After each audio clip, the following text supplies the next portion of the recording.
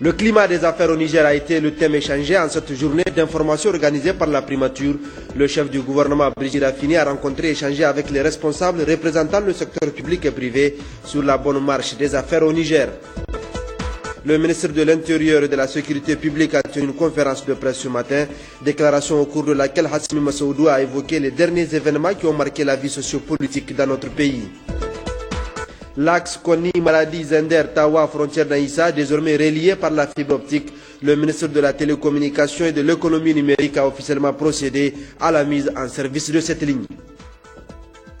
Mesdames et messieurs, bonsoir et merci de votre fidélité à Télé Sahel et de suivre ce journal. Le Premier ministre Brigitte Raffini a présidé ce matin à Niamey une journée d'information et d'échange sur le climat des affaires. Une journée où le secteur public et privé ont échangé sur plusieurs domaines liés à la bonne marche des affaires au Niger, tout en tenant compte des prescriptions du rapport Doing Business. Jocelyne Amoussou et Sani Issouf. Le rapport Doing Business de la Banque mondiale, qui évalue chaque année la facilité de faire les affaires dans les différents pays, a classé le Niger pour cette année 2014 176e sur 189 pays. Le Niger, qui est l'un des rares pays à légiférer tous ses secteurs socio-économiques et à avoir la fiscalité la plus basse, n'arrive pas à expliquer le fait. Alors, aujourd'hui, le gouvernement a invité les membres du Conseil national des investisseurs privés, élargi aux représentations de toutes les régions du Niger, les fiscalistes, les notaires et les partenaires techniques et financiers, tels la Banque mondiale, pour des échanges francs. Il s'agira donc d'informer le secteur privé sur le climat des affaires au Niger tel que perçu par le rapport Doing Business, d'informer les opérateurs économiques sur les mesures et réformes prises par le gouvernement pour améliorer le climat des affaires, de sensibiliser les opérateurs économiques sur la responsabilité qui incombe à chacun d'entre eux, de recueillir l'avis des opérateurs économiques sur les problèmes auxquels ils sont confrontés et de proposer ensemble des solutions idoines. Le PRAC, le projet d'appui justement à la compétitivité, est un outil qui a été mis en place par le gouvernement du Niger, à travers lequel la Banque mondiale apporte un appui financier pour justement servir de facilitation pour encourager, je dirais, l'émergence de ce secteur privé compétent et compétitif que nous recherchons. Le gouvernement a mis en place le programme pour le développement des compétences à travers le PRODEC que la Banque mondiale soutient et nous pensons qu'une bonne utilisation de ce programme qui encourage justement une formation qualifiante pourra aider dans les années à venir à disposer donc d'une jeunesse qui est suffisamment qualifiée et qui répondra donc aux attentes du secteur privé. Pour ce faire, un exposé détaillé sur les différentes innovations et réformes engagées par le gouvernement a été présenté par le directeur général de la promotion du secteur privé, Mossi Moussa, suivi de celui du président de la Chambre de commerce sur le rôle et la contribution de l'institution dans l'amélioration du climat des affaires au Niger.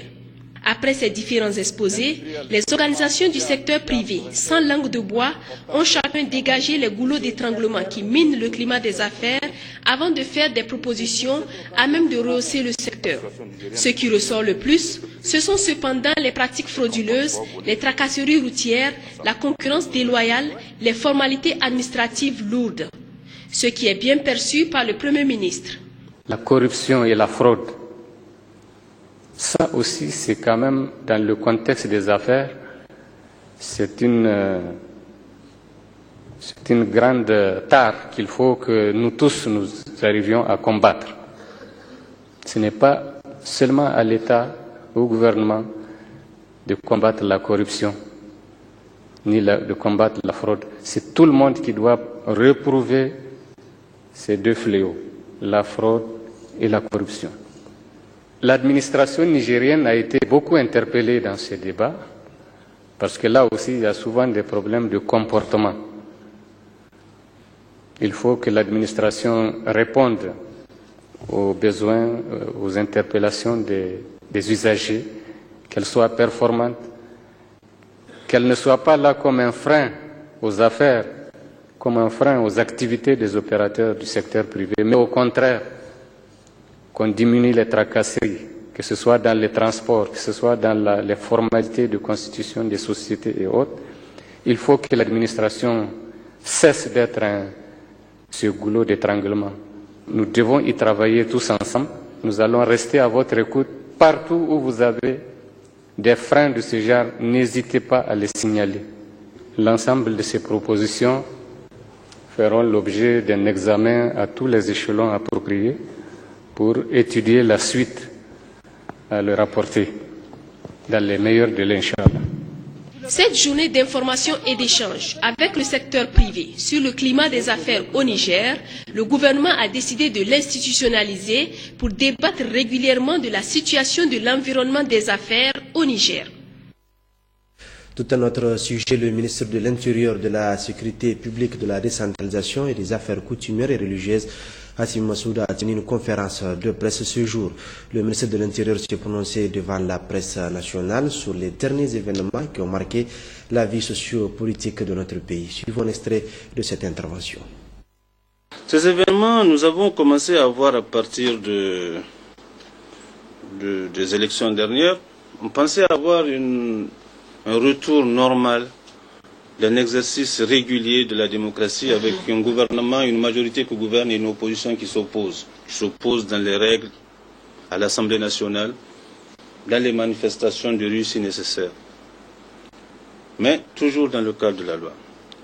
Cela avait d'ailleurs bien commencé, mais c'était sans compter avec l'agenda de M. Hama Amadou. Il était avec nous et vous avez vu qu'un an avant qu'il ne nous quitte, ces journaux, les journaux proches de lui et les télévisions proches de lui, qui aujourd'hui sont dans la même perspective putschiste que lui, qu'il s'agisse du Courrier, qu'il s'agisse de la télévision Ténéré ou de la télévision Ponferré, la télévision Labari, qui sont dans une entreprise aujourd'hui tout à fait putschiste. Vous avez vu qu'un an avant déjà, les campagnes ont commencé, alors qu'il était avec nous, l'attaque systématique pour délégitimer le président de la République, pour délégitimer les institutions avait commencé. Parce que dans son agenda, il devait, en octobre 2013, évidemment, quitter la majorité et mettre le président en cohabitation. Ça, c'est la première pour, effectivement, dans ses desseins de reconquête du pouvoir. Le président l'ayant compris et ne voulant pas, nous l'avons compris, nous il suffisait, ils n'avançaient pas à visage masqué, ils avançaient à visage découvert. C'était annoncé clairement dans ces journaux-là et dans cette presse-là. Personne n'était dupe. Ils ne l'ont même pas caché, ils étaient sûrs d'eux, parce qu'ils étaient en négociation parallèlement. Ayant vu ça, le président a proposé pourquoi créer des problèmes quand on peut s'entendre. C'est pour ça qu'il a engagé l'initiative, il a pris langue avec M. Seyni Omar pour faire sa proposition au gouvernement d'union nationale. Avant cela, il avait demandé à Hama son avis, qui avait dit non. Mais un mois après, à l'Assemblée, il avait dit qu'il appelait à un gouvernement d'union nationale. Le président a dit tant qu'à faire, on y va. Ces négociations ont duré 2 mois et ont abouti. Je ne vais pas relater, je vais aller très vite. Et on a abouti à un projet d'accord sur lequel on s'était entendu, qui devait effectivement nous amener à la formation d'un gouvernement d'union nationale. Mais en fait, les négociations ont abouti mais certains pensaient que ça n'allait pas aboutir. Seyni Omar, Hama, qui avaient leur accord préalable, secret.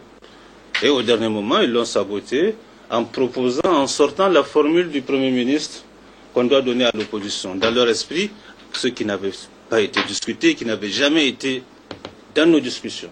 Leur esprit, il serait Premier ministre et de fait, comme ils seront tous dedans, il y aura un Premier ministre et il mettrait le président en cohabitation de ce fait avec une nouvelle majorité qu'il créerait à l'Assemblée à l'agenda d'octobre prévu.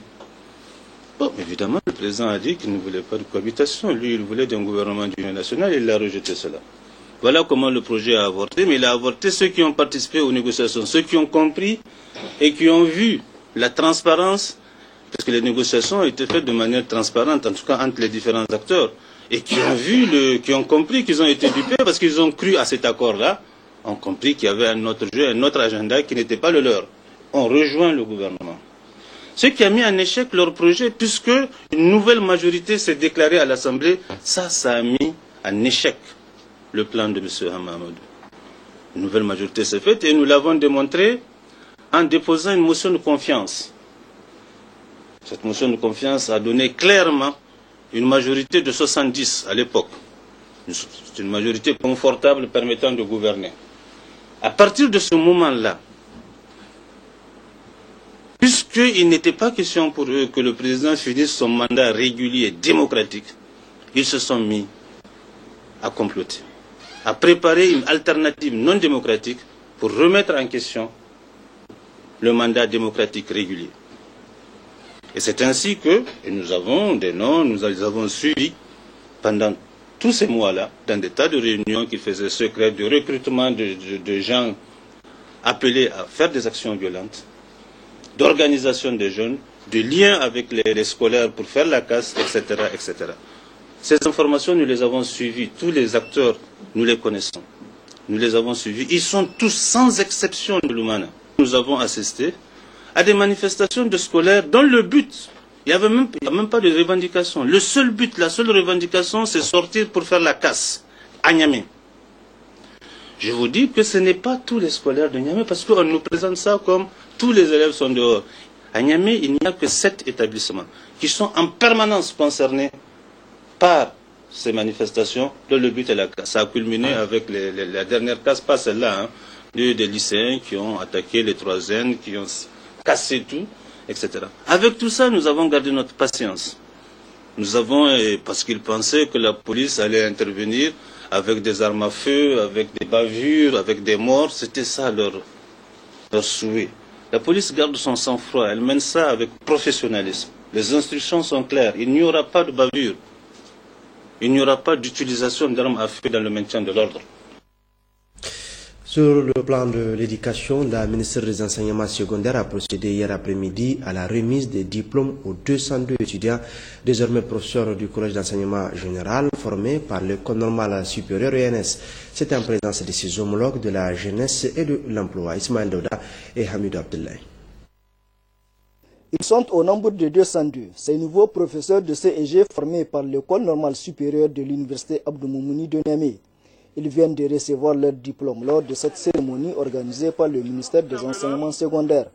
Pour la ministre, Mme Betty Aïchatou Habibou Oumani, cela témoigne de l'engagement des autorités de la 7e République à doter l'école nigérienne des enseignants de qualité et en quantité suffisante. Cette cérémonie prend un caractère plus solennel quand on sait les besoins en enseignants que nous avons enregistrés cette année.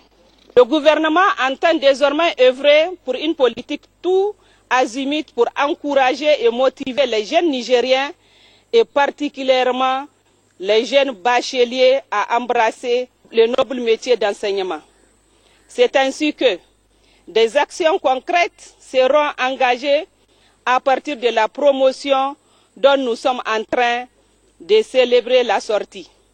S'en est suivi le discours de la directrice de l'école normale supérieure dans lequel a remercié le corps professoral et le personnel administratif pour la réussite de cette formation tout en exhortant la ministre des Enseignements secondaires à s'investir davantage pour que l'école normale supérieure ait des infrastructures d'accueil et des enseignants suffisants pour la réussite de leur mission. Puis c'est aux délégués de cette deuxième promotion de prendre la parole pour exprimer toute leur gratitude. Madame la ministre, nous avons écouté avec attention votre communication intervenue au Conseil des ministres du 25 avril 2014 relative au recrutement direct à la fonction publique des professeurs de CEG formés à l'ENS. Cette volonté témoigne sans nul doute de l'intérêt que le gouvernement accorde à l'enseignement secondaire. Pour joindre l'utile à l'agréable, des prix d'encouragement ont été octroyés aux étudiants qui se sont fait distinguer au cours de cette formation. Le ministère des Enseignements professionnels et techniques et le syndicat national des agents de la formation professionnelle et de l'enseignement technique SINAFOP ont signé un protocole d'accord. Par conséquent, ce syndicat lève son préavis de grève prévu les 26, 27 et 28 mai 2014 et du blocage permanent de notes, tâches administratives, examens de fin d'année. Le point de ce protocole d'accord avec Moussa Mani et Askou Jibrilla. Dans la teneur de cet accord rendu public par le secrétaire général du syndicat national des agents de la formation professionnelle et de l'enseignement technique, Awali Barmou, il ressort ce qui suit. Du point relatif au statut particulier du personnel enseignant, Les deux parties ont noté l'évolution du dossier. Aussi, encourage-t-elle les ministères en charge de l'éducation à renforcer les moyens du comité créé à cet effet afin d'accélérer le processus du paiement des rappels de salaire, des nouvellements engagés et des incidences financières. Les deux parties prennent acte de l'engagement du ministre des Enseignements professionnels et techniques à intercéder auprès de son homologue des finances pour que les listes de paiement comportent un nombre substantiel des agents du sous-secteur, de l'effectivité du paiement de la prime de craie et de son rappel de 5 mois. Les deux parties se réjouissent du ferme engagement du ministre des Enseignements professionnels et techniques de les rendre effectifs dès le salaire du mois de juin 2014. De la désignation d'un mandataire de SINAFOP au service solde. Le SINAFOP salue l'implication du ministre dans la résolution de cette question dont le représentant prendra attache avec le ministère des Finances dès le lundi 26 mai 2014.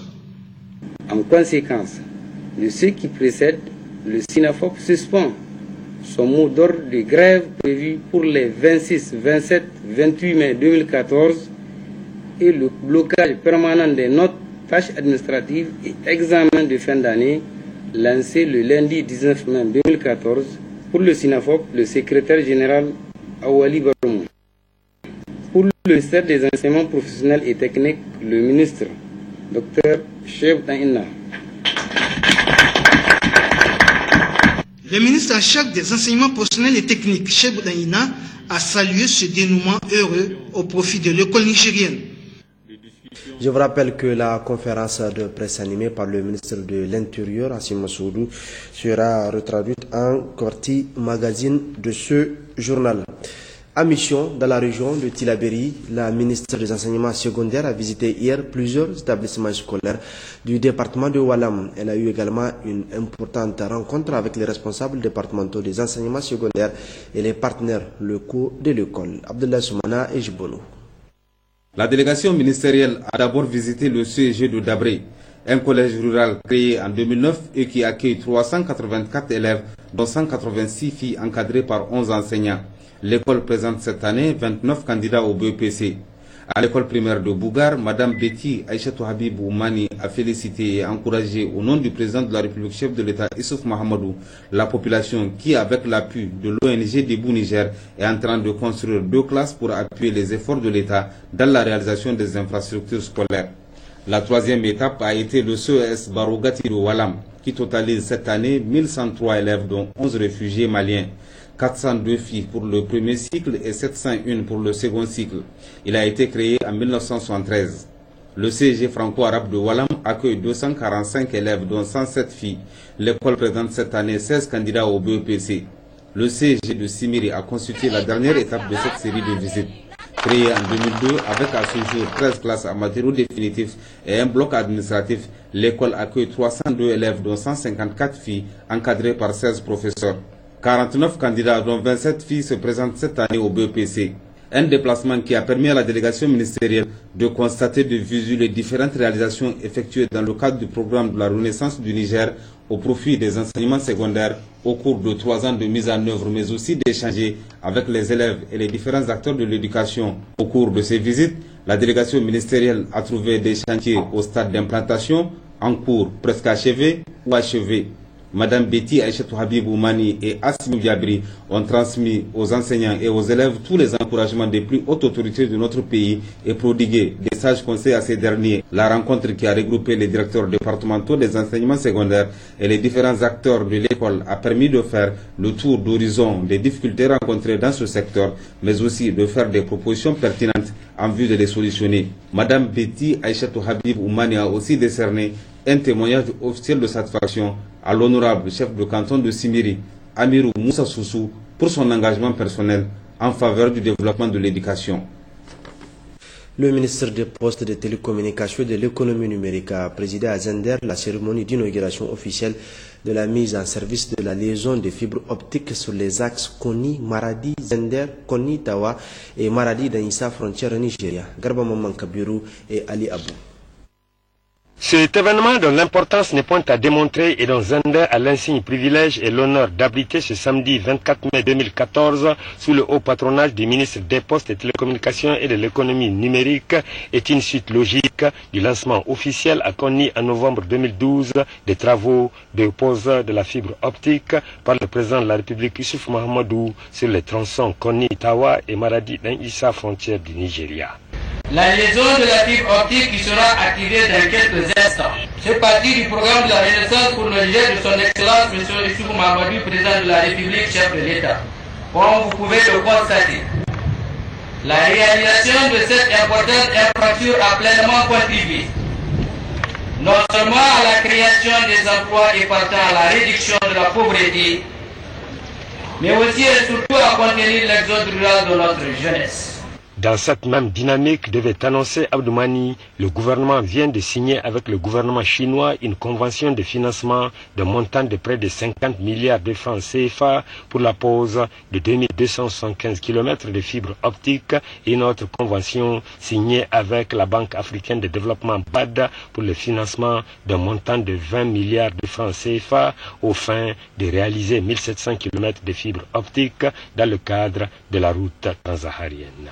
Pour Kalla Moutari, gouverneur de la région de Zender, la cérémonie de ce samedi traduit éloquemment la matérialisation et l'accomplissement des vœux du président Issoufou Mahamadou qui a promis d'améliorer l'accessibilité et un meilleur débit de la connexion Internet aux Nigériens par la réalisation d'un backbone national des fibres optiques. Auparavant, le président du conseil de ville de Zender, Sabo Bachir, dans son mot de bienvenue, a remercié les différents acteurs de cette œuvre hautement salutaire et exprimer toute sa gratitude pour le choix porté sur la ville de Zender afin d'abriter cette cérémonie. Restons dans cette même région où la ministre déléguée à l'aménagement du territoire et du développement communautaire poursuit sa mission de travail. Madame Binta Fodi s'est rendue hier vendredi dans les départements de Tesker et de Damagaram Taka. Synthèse de l'Oliba Balé Sandanatari. Visite, meeting et entretien direct avec les populations, partenaires et cadres du ministère ont permis à la ministre Binta Fodi de noter les difficultés relatives notamment à l'insuffisance du personnel, au manque de sièges et de moyens logistiques au niveau des directions départementales. Par ailleurs, l'on a noté des succès dans les réalisations d'accompagnement du programme de renaissance du président de la République. C'est le cas du site de culture irriguée de Tesker, exploité par le groupement féminin Haya. Sur le site de récupération des terres de Gamou, en partenariat avec l'ONG Ansen Pro de Balte, 1930 banquettes ont été réalisées sur 2400 prévus, soit 400 hectares à traiter pour un montant de plus de 42 millions de francs CFA. Cette commune bénéficie également de l'intervention de World Vision dans plusieurs domaines dont l'hydraulique avec la réalisation de 52 forages de type vernier. Comme à Dungas où les femmes font de la transformation des négriers une importante activité génératrice de revenus avec l'appui de la SNV. La ministre déléguée à l'aménagement du territoire et au développement communautaire Binta Fodi s'est intéressée à l'implication pleine et entière des femmes des départements de Tesker et de Magaram Takaya. Là, le gouverneur Kalla Moutari a annoncé, en plus de ces réalisations, le démarrage imminent des travaux de réhabilitation du tronçon Zender et Damagaram Takaya et des opérations de vente de céréales à prix modéré aux ménages vulnérables. Nouvelle fortement applaudie par la population. Le village de Nomaripel, département de Balayara, région de Tilaberi, bénéficiera bientôt d'un centre de santé intégré. C'est l'ONG Qatari 14 Charity qui finance ces projets et la cérémonie de pose de la première pierre de cette infrastructure au profit de ce village a eu lieu ce matin en présence d'importantes personnalités. Mariam Dakou, Hamidou Abdullahi.